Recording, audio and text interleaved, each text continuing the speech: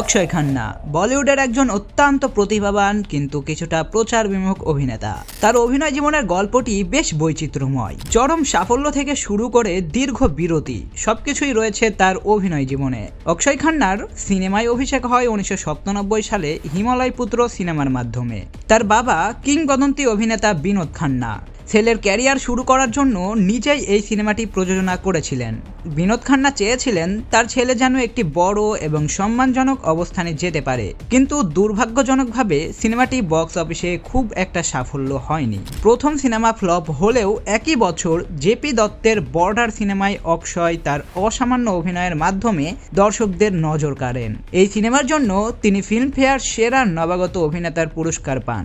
1999 সালে মুক্তিপ্রাপ্ত Subhash ঘাইয়ের musical drama তাল অক্ষয় খান্নার ক্যারিয়ারের একটি গুরুত্বপূর্ণ মাইল ফলক। এটি সেই বছরের সর্বোচ্চ আয়কারী ভারতীয় সিনেমাগুলোর মধ্যে তৃতীয় স্থানে ছিল। মজার বিষয় হলো এটিই ছিল প্রথম ভারতীয় সিনেমা যা আমেরিকার বিখ্যাত ভ্যারাইটি ম্যাগাজিনের বক্স অফিসের চার্টে শীর্ষ 20-এর তালিকায় জায়গা করে নিয়েছিল।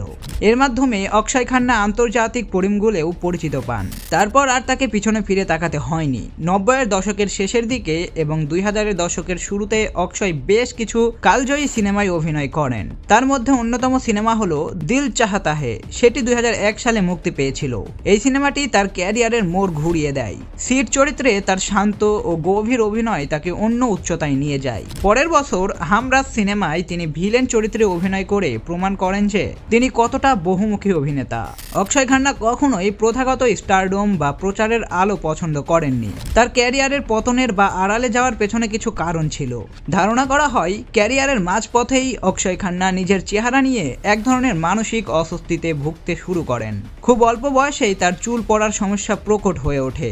এটি বলিউডের মতো চেহারা কেন্দ্রিক ইন্ডাস্ট্রিতে তার আত্মবিশ্বাসে আঘাত হানে। ক্যামেরার সামনে নিজেকে আগের মতো স্বচ্ছন্দ মনে না হওয়ায় তিনি ধীরে ধীরে কাজ থেকে নিজেকে সরিয়ে নিতে থাকেন। অনেক ভালো প্রজেক্ট থাকা সত্ত্বেও স্রেফ নিজের মানসিক প্রস্তুতি না থাকার কারণে তিনি সেগুলো ফিরিয়ে দিয়েছিলেন।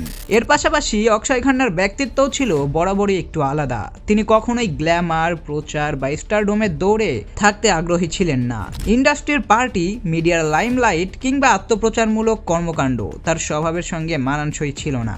অভিনয়কে তিনি পেশা নয় বরং এক ধরনের অন্তর্গত সাধনা হিসেবেই দেখতেন। ফলে দীর্ঘদিন টানা কাজ করার চাপ এবং তারকা খ্যাতির সঙ্গে আসা কোলাহল থেকে নিজেকে দূরে রাখাই তার কাছে স্বস্তিকর মনে হয়েছিল।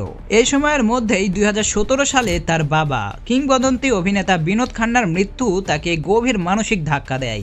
বাবার সঙ্গে তার সম্পর্ক ছিল অত্যন্ত ঘনিষ্ঠ।